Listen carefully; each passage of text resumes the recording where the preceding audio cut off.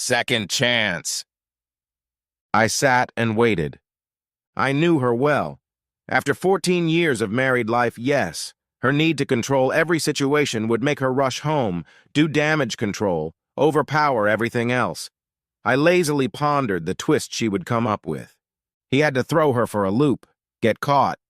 She'd always been smart, scheming, planning, working every angle. I was the most straightforward. If I had something on my mind, it usually came out of my mouth. For better or worse, I tended to lean toward the immediate solution. She hated it. It annoyed her to no end when all her work and all her carefully thought-out plans went to waste. Don't get me wrong. I usually gave her what she wanted. Why? Because I'm a guy, and guys don't usually sweat much. If she wanted it, and if it didn't break us financially or hurt our relationship, she got it. It made her happy. And then she made me happy. And then we were both happy. Happy. Happy. Happy. Happy. It didn't take her long to realize that there was a line in my head that said, when you cross it, things could get really bad. I heard her describe it to her friend once when she didn't know I was around. I call it the magic moment, the moment when he gets so angry that nothing matters anymore. Not his friends, not his job, not me, nothing. When he reaches that point, he can care less about what people think or whose feelings are hurt. I'll give you an example. He worked at his old company for 10 years, got a promotion, good reviews, they loved him. Then the management changed. They brought in an expert. 2 weeks later, the expert made a suggestion which they accepted. Everyone's job was reorganized. Bob really didn't care. He had been there so long he knew almost everything. Then came the blowback. The expert pointed out that employees were paid about 25% more than companies with related positions in the field, so they were being cut to achieve parity. He was told his share was just under $5,000 a year. He laughed at them. "Let me get this straight," he said. "You want to cut all of our pay because it will bring us down to the local average, right? What kind of effort do you expect us to make thereafter? The same amount or 25% less? One of the reasons this company is so successful is because it pays the best dollars for the best. You can't just come here, fill out an application, and start working. I had to go through 4 interviews, physical and psychological testing before I was hired. You have a very strict attendance policy and strict security rules. So why would anyone go through that to get a job when you pay no more than the place down the street where you don't have to work nearly as hard and get the same paycheck? Eventually, you won't have parity. You'll have mediocrity. Your older workers will leave to get better jobs or easier working conditions. Production will suffer. Accidents will happen. Morale will drop." He paused to catch his breath. There were 4 people from the corporation and an efficiency expert at the meeting. All of them were bright red. "The decision stands," said one of the corporate goons. "It will take effect in 3 months. He smiled. "That's all right. That's more than enough time to find another job. Consider this my notice. The day the cuts take effect will be my last day." There was a general uproar. The plant manager assured the corporation that he wasn't quitting, he was just venting. Imagine their surprise when 3 months later he walked out the door. They tried to get him to come back, yelling that they would inform all potential employers that he had left and quit his job. "Already found a job," he replied. 9 months later, most of the old employees were gone. Many had come to work at his new firm. They invited 2 corporate officers to try to convince him to come back by offering him a nice raise. He laughed, wished them luck, and left the restaurant. Once he made his decision, no one in the world could change it. While it might have seemed like a hasty decision at the time, he usually thought long and hard about it, and it made no difference about the financial cost at all. Not to him. I can live without money, but not without self-respect. I've heard that about 10 times. I mentally went back in time, trying to pinpoint exactly when she started to think it was acceptable to have sex with another man. She'd tried to get me to accept a lot of things over the years. Now she was going to Cancun for 2 weeks with her friends, a couple who were on the verge of divorce, and one who was married. She had prepared a pretty good presentation. It would be good to get a break from each other. It would make us stronger. Blah, blah, blah. I told her the idea sucked. The thought of her in a foreign country, on a beach with lots of alcohol in the company of a group of women, each of whom I viewed as a fool looking for rockets, wasn't really a good idea. But it's your life, so do what you want. Just keep in mind the cost. Over the years, she had internalized that this was one of my key phrases. It meant I knew she was wrong, or it was a really bad idea, but I was tired of discussing it, and if she went any further, she'd have to deal with the consequences. Just one more thing, I want my rings. If you're going to extend to strangers, you're going to do it without them. She exploded and started arguing. I just sat there until she ran out of steam. While you were talking, I thought of something else.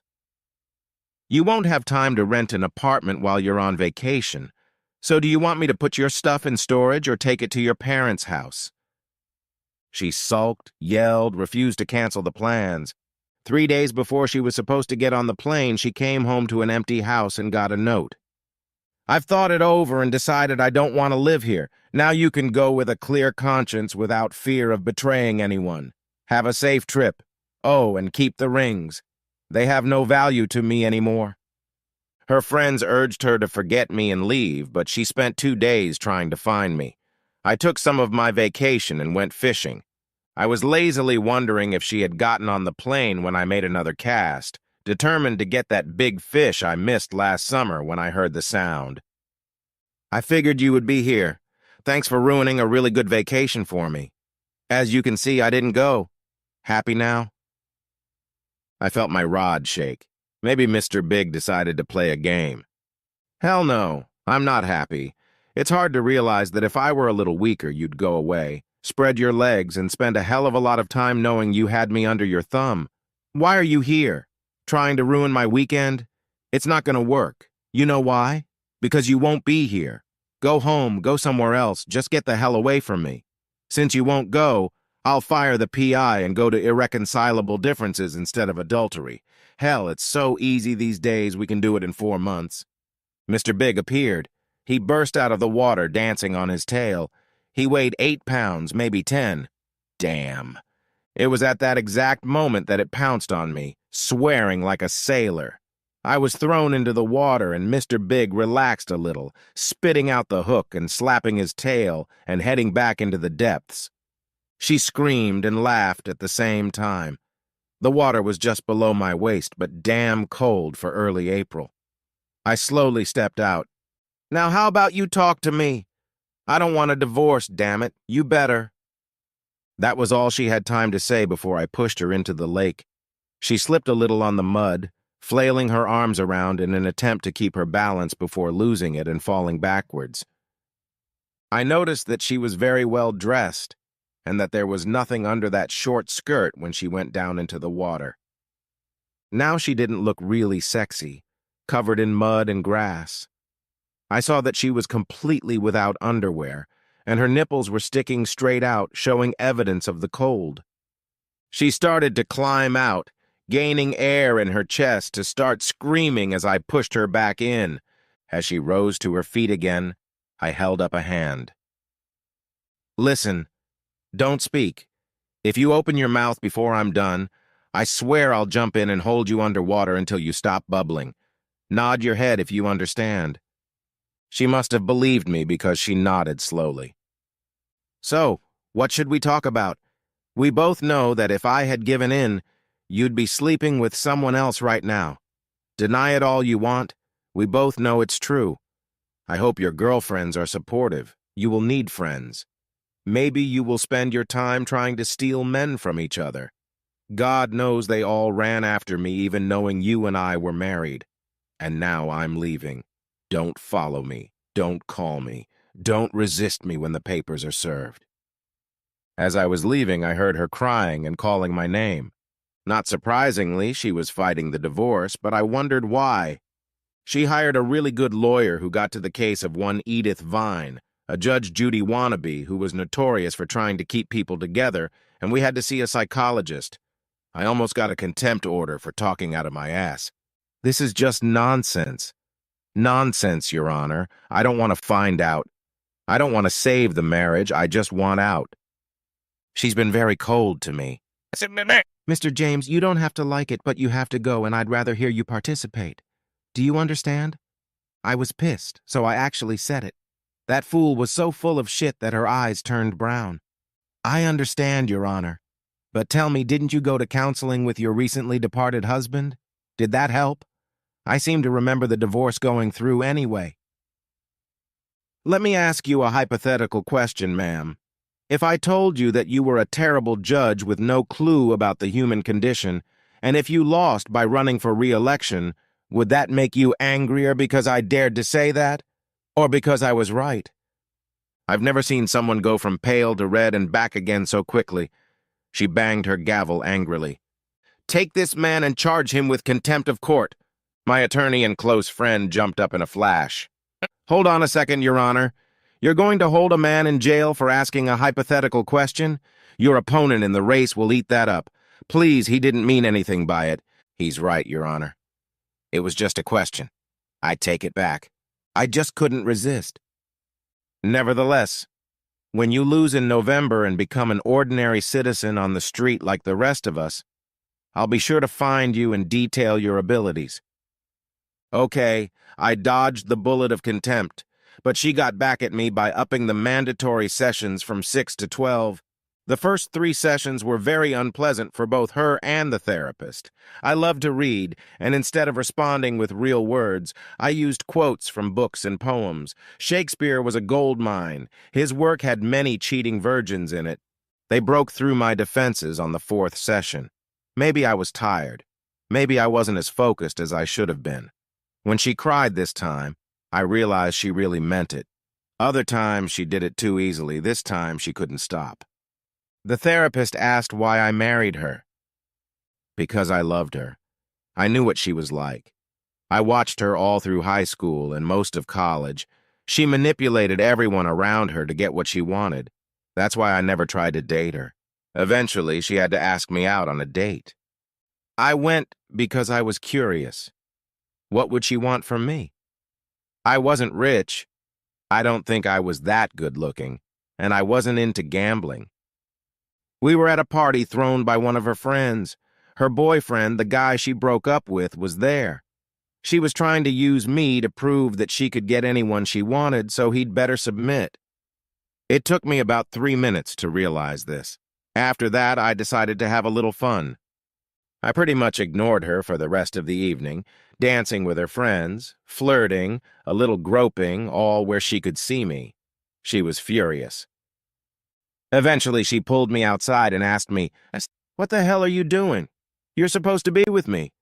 The one you came with, do you understand? Behave yourself."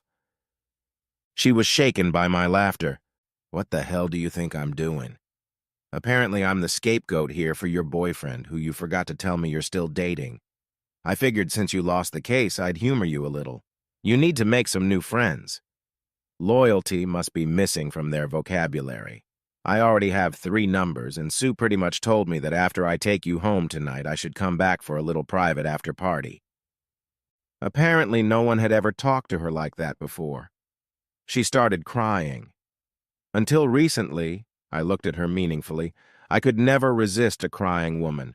I told her I'd make a deal. She acts like tonight was my date, and I her. We went back to the house, and she clung to my arm all night.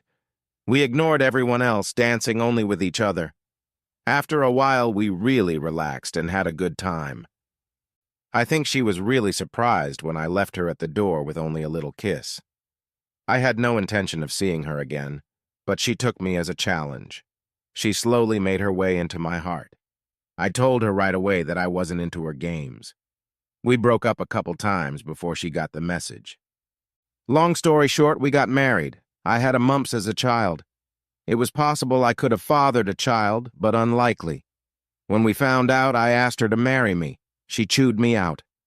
I wanted adoption, But she made one excuse after another until I realized it was too late. Now, looking back, that's a good thing. But counselor? She slowly reverted to her old habits. Smugness, I suspect. They were little things, but as time went on, they became bigger and bigger.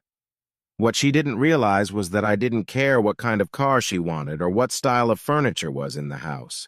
Those things don't matter to me in the slightest. If it made her happy, fine. But then she changed jobs, made new friends. She started wanting bachelorette parties at night. Again, I trusted her, so it didn't matter.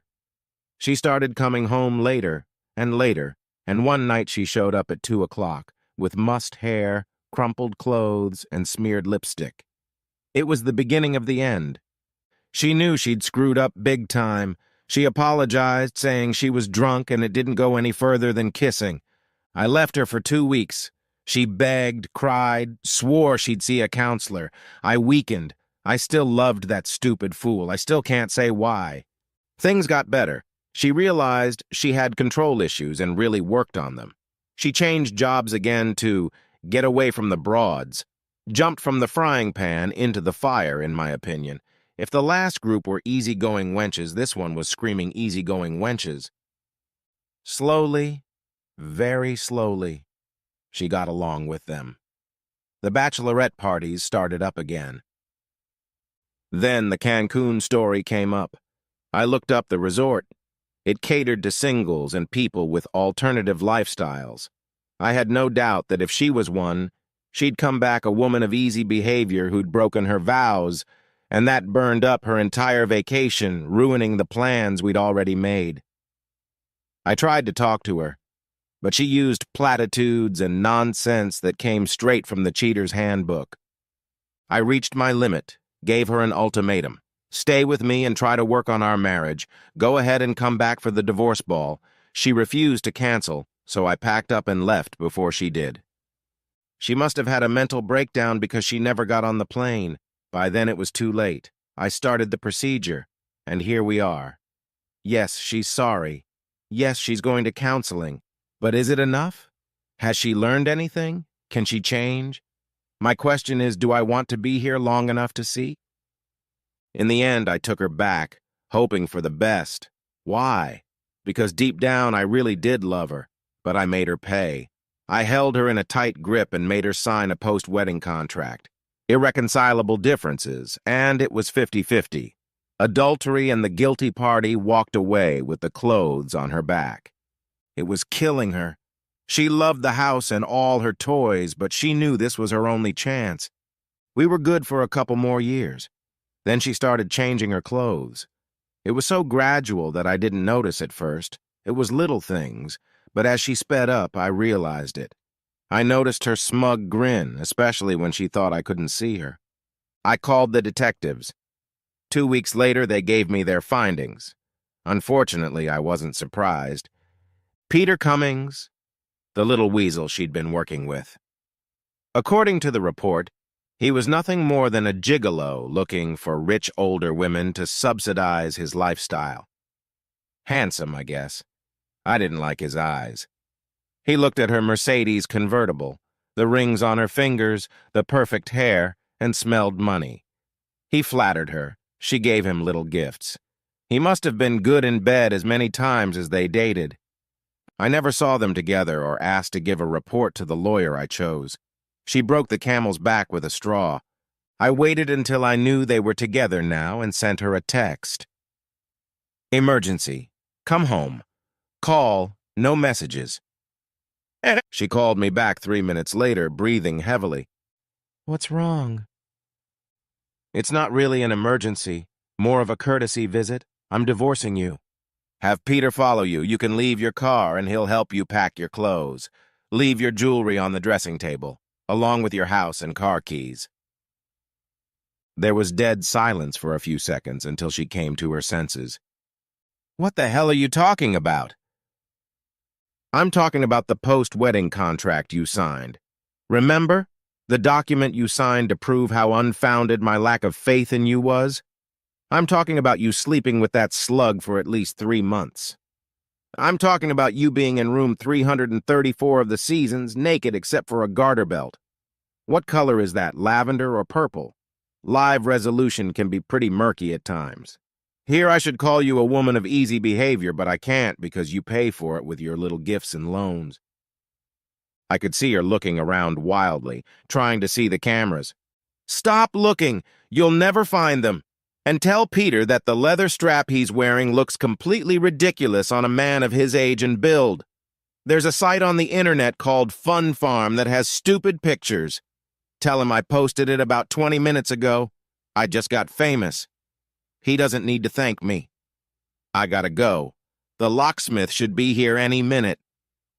Wait, I'll be right there. Please, I can explain everything. Curiosity took over, so I grabbed a glass of my favorite wine and began to wait. I heard her pull up, her heels tapping quickly on the walkway as she ran in.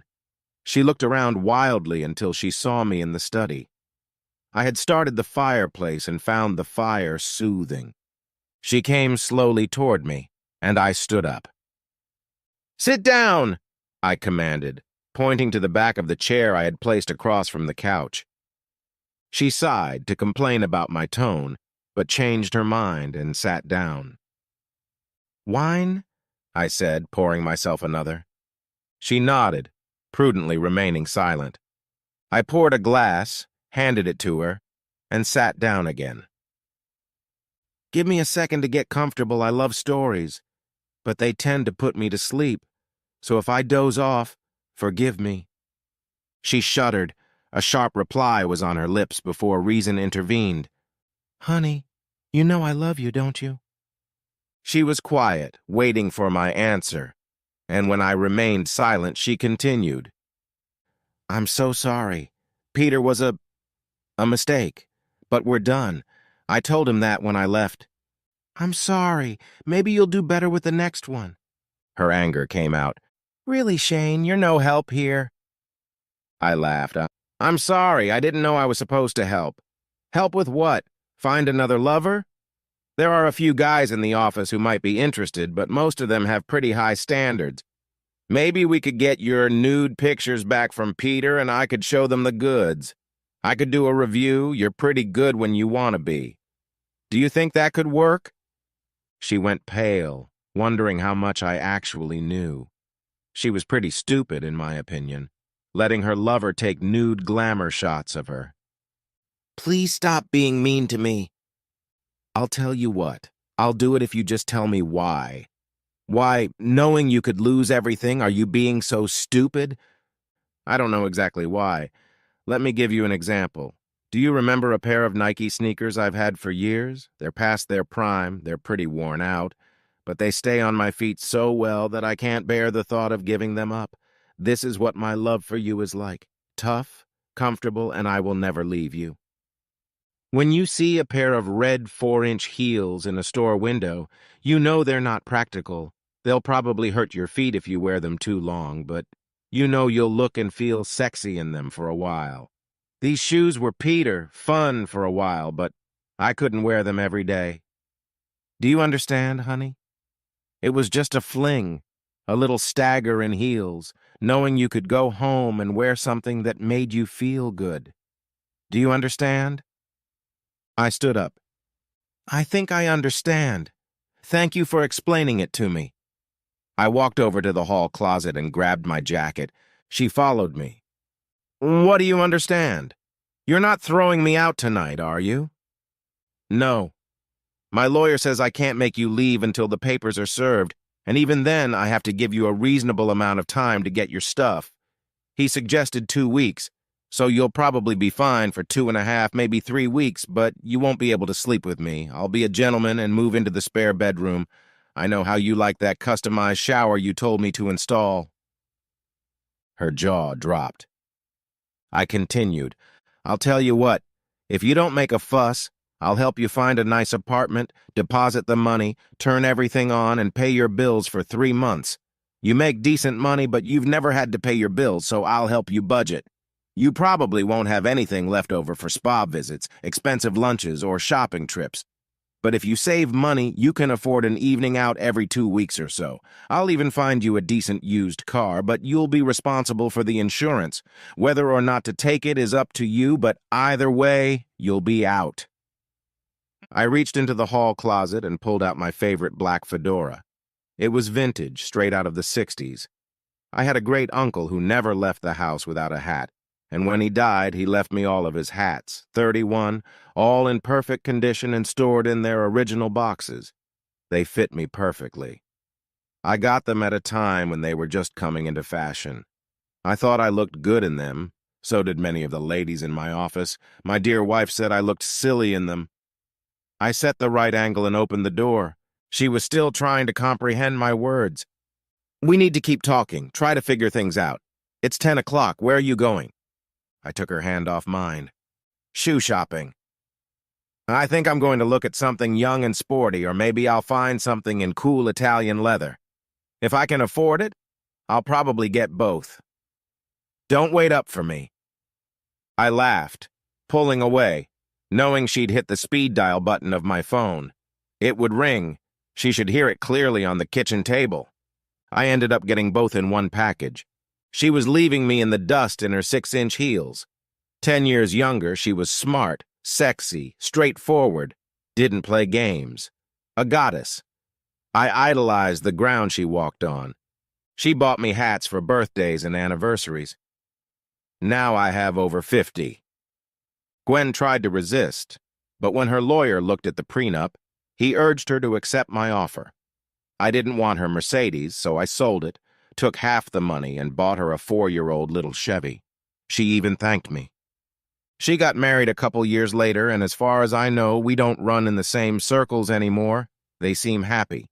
I know she was in treatment for quite a while. Funny story.